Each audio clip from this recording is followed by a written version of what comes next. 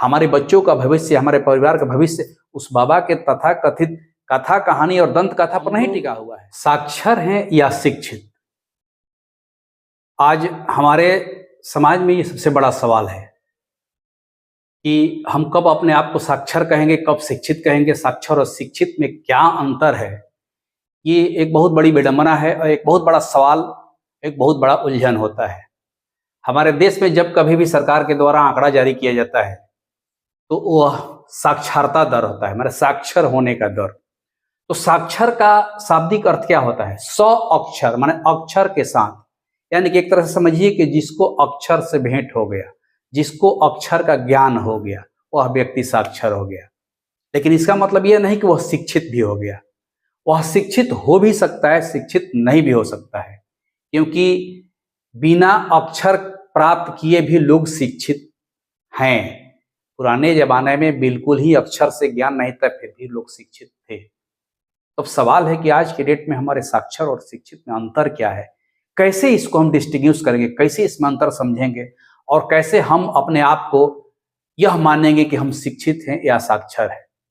तो इसके लिए हमारे समाज में अड़ोस पड़ोस में सैकड़ों एग्जाम्पल है जहां पर हम अपने आप को जस्टिफाई कर सकते हैं, अपने आप को जज कर सकते हैं, अपने बाल बच्चों को जज कर सकते हैं कि साक्षर हैं कि शिक्षित हैं। एग्जाम्पल के रूप में मान लीजिए कि अगर पढ़े लिखे होने के बावजूद, मान लीजिए कि आप मैट्रिक पास है, इंटर पास है, ग्रेजुएट हैं, एमए हैं, बावजूद इसके अगर अंधविश्वास और भ्रम जाल में उलझे हैं तो निश्चित तौर पर आप शिक्षित नहीं कहे जाएंगे। साक्षर की श्रेणी में आप आ सकते हैं क्योंकि आपको अक्षर से भेंट हो गई है, लेकिन शिक्षित नहीं हो सकते हैं। एग्जाम्पल ग्रुप में मान लीजिए, हम एकदम सिंपल से एग्जाम देते हैं जो आजकल फैमिलियर है।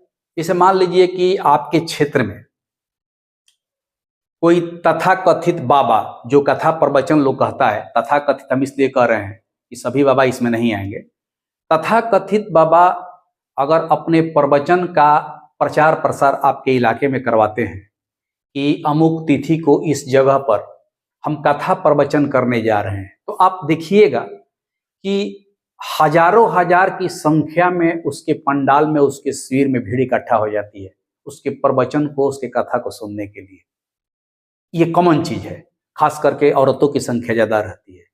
लेकिन मान लीजिए कि वहीं आप ही के इलाके का कोई प्रसिद्ध शिक्षक यह अनाउंस करा दे कि अमुक तिथि को इस जगह पर हम एक ऐसे शिविर की व्यवस्था करने जा रहे हैं, एक ऐसा शिविर लगा रहे हैं, निःशुल्क शिविर, जहां पर बच्चों के शैक्षणिक और नैतिक मूल्यों पर विचार किया जाएगा और उसमें यह बताया जाएगा कि आपके बच्चे आगे चल करके कैसे अपने नैतिक मूल्यों को पहचानेंगे, कैसे सही गलत की परख करेंगे, कैसे अपनी शैक्षणिक व्यवस्था में सुधार करेंगे। इसका एक हम शिविर लगाने जा रहे हैं। वह प्रचार प्रसार टीचर करा देगा और सभी अभिभावक से अनुरोध करेगा कि आप अपने बच्चों के साथ उस शिविर में उपस्थित होइए। वह निःशुल्क शिविर है।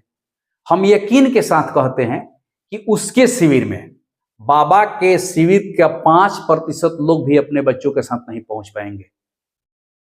जबकि हकीकत यह है कि आपके घर का चूल्हा तब जलता है जब आपका बच्चा शिक्षित होता है, आप शिक्षित होते हैं, हम शिक्षित होते हैं। हमारे बच्चों का भविष्य, हमारे परिवार का भविष्य उस बाबा के तथा कथित कथा कहानी और दंत कथा पर नहीं टिका हुआ है। हाँ, उसके हमारे भीड़ जुटाने से उसका चूल्हा जल सकता है, उसके चेला चाटी के घर का चूल्हा जल सकता है, लेकिन हमारे घर का चूल्हा तो तब जलेगा जब हमारे बच्चे शिक्षित होंगे, हमारे बच्चों के अंदर नैतिक मूल्य उत्पन्न होंगे। अगर इस तरह का प्रचार प्रसार कोई शिक्षक करता है तो कितने लोग वहां पहुंचते हैं? यह एक पैमाना हो गया हमारे साक्षर और शिक्षित होने का। बाबा के शिविर में तो हजारों हजार की संख्या में हम लोग पहुंच गए, पढ़े लिखे लोग भी पहुंचते हैं, हाथ जोड़ करके बैठते हैं, लेकिन वहीं अपने बच्चों के शैक्षणिक व्यवस्था और नैतिक मूल्य के भविष्य को लेकर के किसी में कोई जागरूकता नहीं है। तो हम कैसे मान लें कि हम शिक्षित हैं? और एग्जाम्पल आपको देते हैं।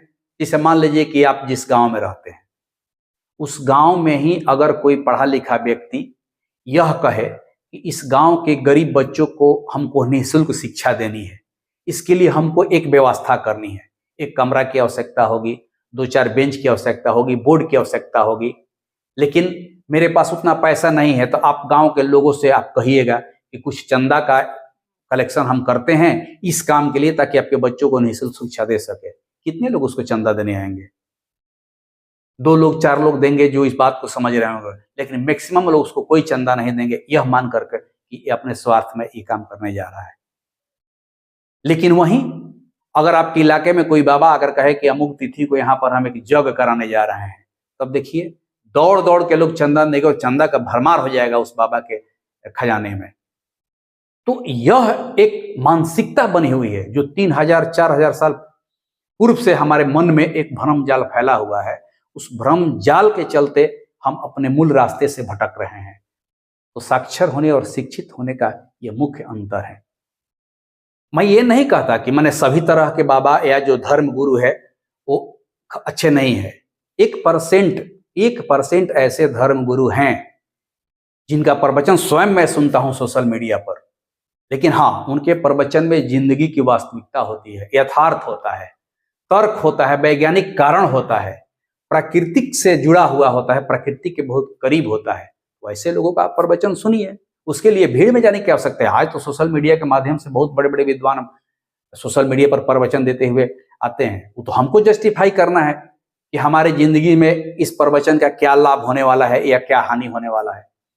तो ये तब न समझेंगे जब हम शिक्षित होंगे। शिक्षित होने का मतलब है कि हम किसी चीज पर तर्क करना सीख जाए, सही गलत को परखना सीख जाए, सही को सही, गलत को गलत कहने की हिम्मत जुटा सके, तब जाकर के हम अपने आप को शिक्षित मानेंगे। वरना साक्षर तो सभी लोग हैं और साक्षर लोगों के हुजूम तो उन बाबाओं के पीछे लगी हुई है। तो ऐसी स्थिति में हम लोग अपने आप को कब शिक्षित कहेंगे, कब साक्षर कहेंगे, इस तरह के तमाम एग्जाम्पल से आप अपने आप को जस्टिफाई कर सकते हैं, अपने आप को जज कर सकते हैं। हम लोग अपने आप को जज कर सकते हैं। यह मान लीजिए कि जितने भी तथाकथित बाबा हैं उसमें से यकीन के साथ कहते हैं कि 99% जो बाबा हैं वह प्रवचन नहीं धंधा अपना कर रखे हुए हैं। उनका धंधा है। बहुत लोगों की बात खराब ही लगेगा, क्योंकि उस धंधा से भी बहुत लोगों के घर में चूल्हा जलता है। हाँ, 1% ऐसे लोग हैं जिनको मैं नमन करता हूं। उनका प्रवचन मैं स्वयं सुनता हूं सोशल मीडिया पर, क्योंकि उनके प्रवचन में यथार्थ होता है, वास्तविकता होती है, जिंदगी के हर पहलू से रिलेटेड होता है, प्राकृतिक के काफी करीब होते हैं। तो ये आप जान लीजिए कि इस तथाकथित बाबाओं के शिविर से जैसे जैसे भीड़ कम होती जाएगी, जैसे जैसे भीड़ घटती जाएगी, तब आप समझ लीजिए कि हम साक्षर से शिक्षित की ओर बढ़ना शुरू कर दिए। अब आपको या हमको अपने बच्चे की परवरिश कैसे करनी है, उन बाबाओं के चंगुल में जाकर के करनी है या एक अच्छे शिक्षक, एक अच्छे प्रख्याता के शरण में जाकर के करनी है, ये हम पर और आप पर डिपेंड करता है। इसमें बहुत ज़्यादा किसी को समझाने की आवश्यकता नहीं है, क्योंकि ये मेरे अपने विचार हो सकते हैं। हो सकता है कि इस विचार से बहुत लोग इत्तेफाक न रखें, एग्री न हो और मेरी बात उनको खराब भी लगे, लेकिन ये बात सत्य है मेरे तरफ से। नमस्कार।